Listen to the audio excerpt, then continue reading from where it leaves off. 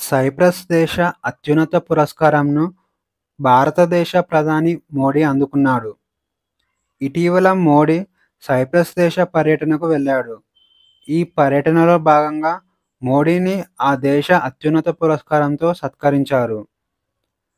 Cypress దేశ అత్యున్నత పురస్కారం పేరొచ్చేసి grand cross of the order of Makarios III. ఈ అవార్డును భారత ప్రధాని మోడీకి అందజేశారు.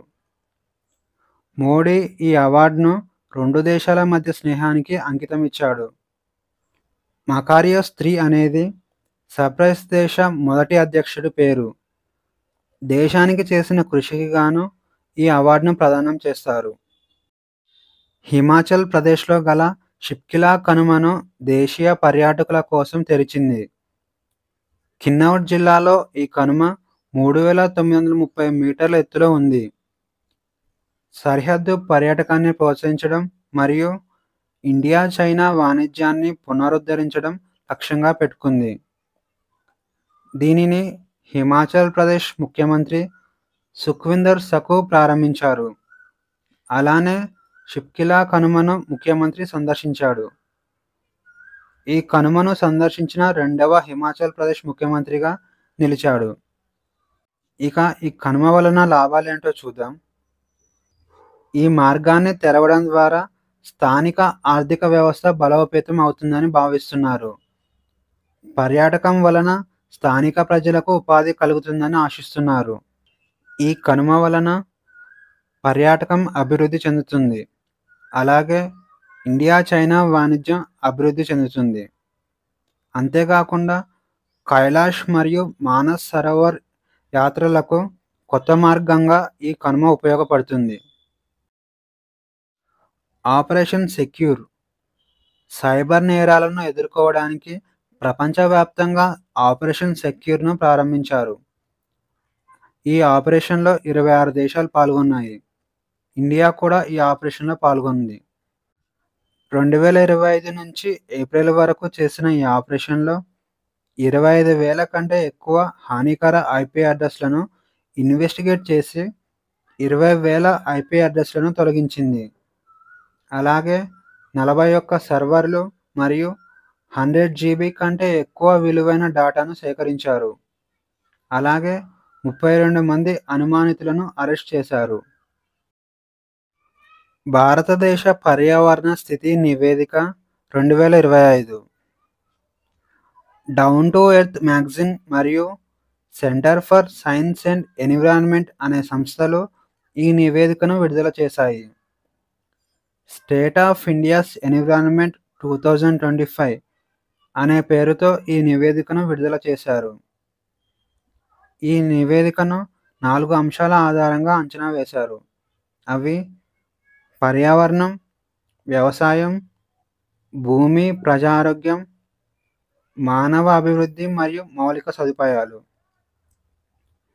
ఈ నివేదిక ప్రకారం రాష్ట్రాలు 100కి 70 మార్కులను చేరుకోవడంలో ఇబ్బంది పడుతున్నాయి. ఈ నివేదిక వివరాలు భారతదేశ పర్యావరణ పనితీరు ఆందోళన కలిగించేలా ఉన్నాయి. ఈ నివేదిక ప్రకారం 68.38 మార్కులతో మొదటి స్థానంలో ఆంధ్రప్రదేశ్ రాష్ట్రం నిలిచింది. మొదటి స్థానంలో నిలిచినప్పటికీ ఈ రాష్ట్రం అనేక పర్యావరణ సవాళ్లను ఎదుర్కొంటుంది. మొదటి స్థానంలో ఉన్న రాష్ట్రం పర్యావరణ స్థితి ఆందోళనకరంగా ఉంటే మిగిలిన రాష్ట్రాల పరిస్థితి ఇంకా అధ్వానంగా ఉన్నాయని ఈ నివేదిక ద్వారా అర్థమవుతుంది. ఇక ఈరోజు క్వశ్చన్స్ వచ్చేసి 2025 సంవత్సరంలో నీటి సంరక్షణ కోసం జల్ గంగా సంవర్ధన అభియాన్ను ప్రారంభించిన రాష్ట్రం ఏది? A Madhya Pradesh, B Gujarat, C Rajasthan, D Haryana.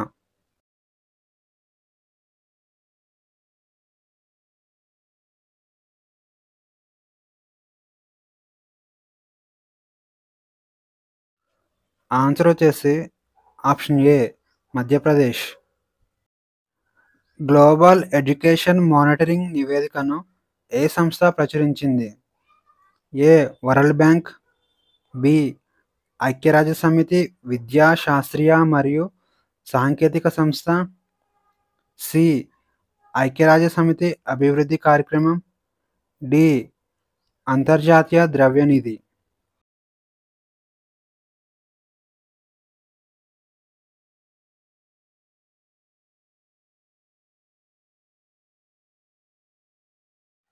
Answer వచ్చేసి option B.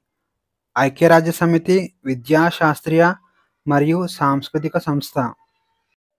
Israel operation rising లయన్కు ప్రతీకారంగా ఇరాన్ ప్రారంభించిన ఆపరేషన్ పేరు ఏమిటి? A. Operation desert storm. B. Operation silent thunder. C. Operation iron dome. D. Operation true promise 3.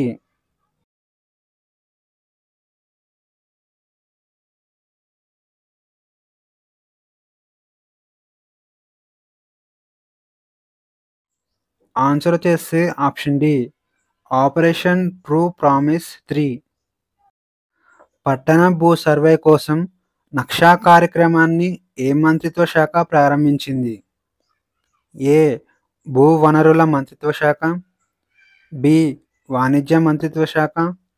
C. ఆర్థిక వ్యవహారాల మంత్రిత్వ శాఖ. డి. గ్రామీణాభివృద్ధి మంత్రిత్వ శాఖ.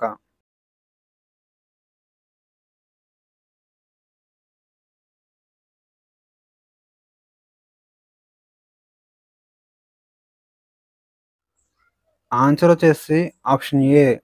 భూ వనరుల మంత్రిత్వ శాఖ. సింహాచలం ఆలయం ఏ రాష్ట్రంలో ఉంది? A. Kerala. B. Tamil Nadu. C. Andhra Pradesh. D. Telangana.